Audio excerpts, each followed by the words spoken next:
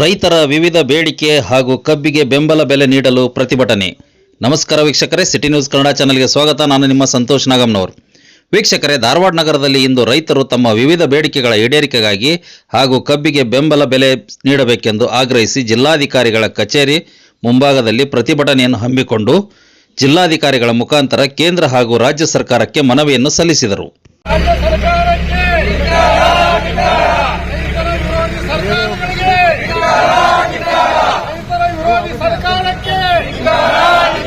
ನಾವು ರಾಜ್ಯ ಸರ್ಕಾರಕ್ಕೆ ಏನು ಮನವಿ ಮಾಡ್ಕೊಂಡು, ತೀವ್ರ ಮಳೆ ಕೊರತೆಯಿಂದಾಗಿ ಇಡೀ ರಾಜ್ಯವೇ ಬರಗಾಲದಿಂದ ತತ್ತರಿಸಾಕೈತಿ.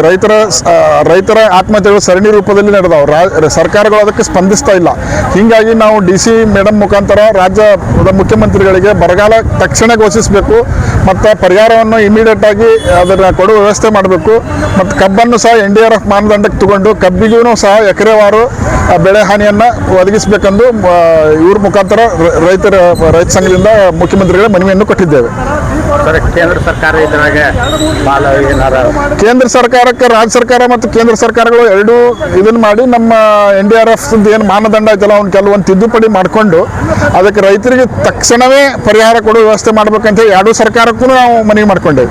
ಕೇಂದ್ರ ಸರ್ಕಾರ ರಾಜ್ಯ ಸರ್ಕಾರ ತೋರಿಸ್ಬೇಡ, ರಾಜ್ಯ ಸರ್ಕಾರ ಕೇಂದ್ರ ಸರ್ಕಾರ ಬೇಡ, ಎರಡೂ ಒಟ್ಟಾಗಿ ಈ ವರ್ಷ ರೈತರು ಭಾಳ ಸಂಕಷ್ಟದಾಗದಾರ. ಈ ವರ್ಷ ರೈತರನ್ನ ಅವ್ರು ಪಾರು ಮಾಡಲೇಬೇಕಂತೇಳಿ ನಾವು ಕೇಳ್ಕೊಳಕತ್ತೀವಿ.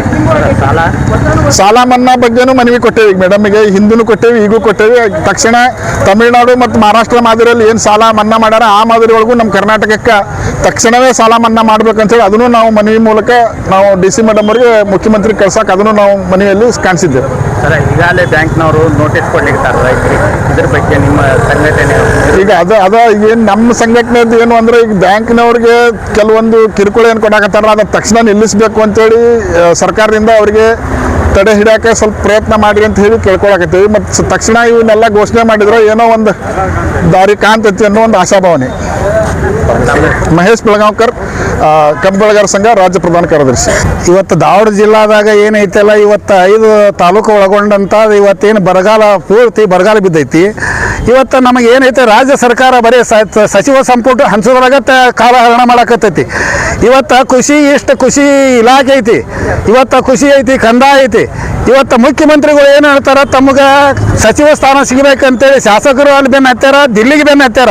ಇಲ್ಲಿ ಇವತ್ತು ಬರಗಾಲ ಬಿದ್ದೈತಿ. ಇವತ್ತು ರೈತರ ಪರಿಸ್ಥಿತಿ ಏನೈತಿ ಅಂತೇಳಿ ಇವತ್ತೇನೈತಲ್ಲ, ಮುಖ್ಯಮಂತ್ರಿಗೂ ಏನೂ ಇಲ್ಲ, DCMಗೂ ಇಲ್ಲ, ಸಚಿವರಿಗೂ ಏನಿಲ್ಲ. ಬರೀ ಸಚಿವರು ಆಗ್ಬೇಕು, ನಾವು ರೊಕ್ಕ ಕಳಿಸ್ಬೇಕಂತ ಪ್ರಯತ್ನ ಮಾಡಕತ್ತಾರ. ಅದಕ್ಕೆ ನಾವು ಇವತ್ತು ಸರ್ಕಾರಕ್ಕೆ ಎಚ್ಚರಿಕೆ ಕೊಡ್ತೇವೆ.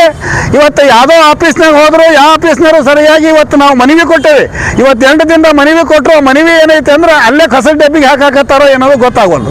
ಇವತ್ತು ಎರಡನೇದು ಏನಂದ್ರೆ, ಇವತ್ತು ನಮಗೆ ಕಲಗಟ್ಟಿ ತಾಲೂಕಿನಾಗ ಮಾಚಾಪುರ ಹತ್ರ ಬೇಡ್ತಿಹಳ್ಳ, ಧಾರವಾಡ ಹುಬ್ಳಿ ವೇಸ್ಟ್ ನೀರು ಹೋಗ್ತೈತಿ.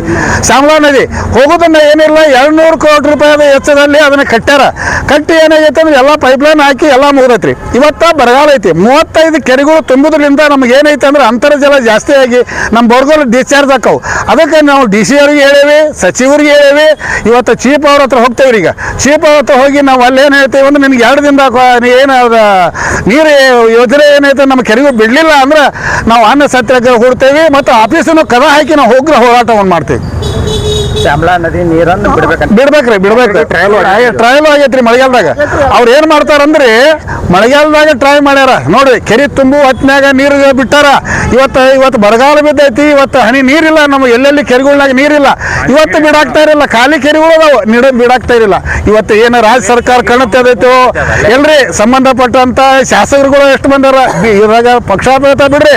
ಇವತ್ತು ರೈತರು ಇವತ್ತು ಸಹಾಯಕತ್ತಾರಂದ್ರೆ ಏನಿಲ್ಲ, ಇವ್ರಿಗೆ ರೊಕ್ಕ ಮಾಡಕ ದಿಲ್ಲಿ ಮತ್ತು ಬೆಂಗಳೂರು ಇಲ್ಲೇ ಅದಾರ. ಕೃಷಿ ಇಷ್ಟು ಹಾಳಾಗಿತ್ತು. ಕಂದಾಯ ಜಂಟಿ ಸಮೀಕ್ಷೆ ಮಾಡವಲ್ರಿ ಇವರು. ಕೃಷಿ ದುರ್ಭಾಗ್ಯ ಅಂದ್ರೆ ಏನ್ರಿ, ದೀಡ್ ತಿಂಗಳಾದ್ರೂ ಇವ್ರು ಸಚಿವ ಸಂಪುಟ ಹಂಚೋಕೆ ತಯಾರಿಲ್ಲ ಅಂದ್ರೆ ಎಷ್ಟು ಮಟ್ಟಿಗೆ ಸರ್ಕಾರ ಇವರ ರೈತರ ಬಗ್ಗೆ ಕಾಳಜಿ ಐತೆ ಅಂತ ಇದು ಉದಾಹರಣೆ ರೀ. ಮೋದಿ ಅವ್ರು ಏನಂತಾರೆ ನಿಮ್ಗೆ? ಮೋದಿ ಅವ್ರ ಅಂಕಿ ಕಣ್ ತೆಗೆದಿಲ್ಲ. ಅವರು ಫ್ಯಾಕ್ಟ್ರಿ ಯಾರ್ರಿ, ಅವ್ರ ಫ್ಯಾಕ್ಟ್ರಿ ಯಾರು? ಟಾಟಾ, ಬಿರ್ಲಾ, ಅಂಬಾನಿ. ಇದ್ರ ಬಗ್ಗೆ, ರೈತರ ಬಗ್ಗೆ ಇಲ್ರಿ ಅವರು. ರೈತರ ಬಗ್ಗೆ ಅಂದ್ರೆ ಅವ ಸಣ್ಣವಲ್ಲ, ದೊಡ್ಡದ ವಿಚಾರ ಮಾಡ್ತಾನವ, ಸಣ್ಣ ಬಗ್ಗೆ ರೈತರ ಬಗ್ಗೆ ಮಾಡೋದಲ್ಲ. ಇವತ್ತು ನೋಡ್ರಿ, ಇವತ್ತು 10 ಸಲ ಬೆಂಬಲ ಬೆಲೆ ಗೋವಿನ ಜೋಳಕ್ಕೆ ನಮ್ಮಲ್ಲೇ ಸಾಕಷ್ಟು ಇದಿತ್ತು. 70 ಲಕ್ಷ ಮೆಟ್ರಿಕ್ ಟನ್ ಬ್ಯಾರೆದಿಂದ ಆಮದು ಮಾಡ್ಕೊಂಡ. ಇವತ್ತು ಬೆಂಬಲ ಬೆಲೆ ನಮ್ಮದು ಏನಿತ್ತಂದ್ರೆ 2300 ರೂಪಾಯಿ ಸಿಗೋದನ್ನ 1600 ರೂಪಾಯಿ ಕೊಟ್ಟು 1600 ಕೊಟ್ಟರೆ ರೈತರು ಇವತ್ತು ಆತ್ಮಹತ್ಯೆ ಮಾಡ್ಕೊಳಕತ್ತಾರ. ಅಂದ್ರೆ ಇನ್ನೂ ಹೆಚ್ಚಾಗ್ತಾವೆ. ಯಾಕಂದ್ರೆ ಇವತ್ತು ಸಾಲ ಕೇಳ್ತಾರ. ಇವತ್ತು ಮಾನಕ್ಕೆ ಹೆದರಿ ಇದು ಮಾಡಕತ್ತಾರ.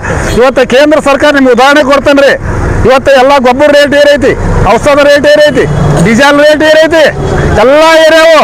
ಎಲ್ಲ ಏರಿದ್ರಿ ಕೆಬ್ಬಿಗೆ 1 ಟನ್ಗೆ 100 ರೂಪಾಯಿ ಏರಿಸ್ಯಾರ ನೋಡ್ರಿ. ಇದು ಎಂಥದ ದೊಡ್ಡ ಅಂತೀವಿ ನೋಡ್ರಿ. 1 ಟನ್ನಿಗೆ 100 ರೂಪಾಯಿ ಏರಿಸ್ಯಾರಿ. ಇವತ್ತು ನಾವು ಕೇಳಾಕತ್ತಿದ್ದು ಏನಂದ್ರೆ ಎಲ್ಲಾನು ರೇಟ್ ಏರಿಯಾವು, ಇದನ್ನ ಬರೀ 100 ರೂಪಾಯಿ ಏರಿಸ್ಯಾರ. ಅದಕ್ಕೆ ಮೋದಿ ಅವರಿಗೆ ಎಷ್ಟು ಏರಿಸ್ಬೇಕಾಗಿ ಇವತ್ತು ನೋಡ್ರಿ ನಾವೇನಂತೇವೆ ಅಂದ್ರೆ ಇವತ್ತು ಎಲ್ಲ ರೇಟ್ ಹೆಂಗೆ ಏರಿಸ್ತೀರಲ್ಲ, ಇವತ್ತು 4,500 ರೂಪಾಯಿ ಏರಿಸಿದ್ರೆ ನಮಗೆ ಏನು ಬದುಕಕ್ಕೆ ಸಾಧ್ಯ ಐತಿ ಇಲ್ಲಾರ ಇಲ್ರಿ.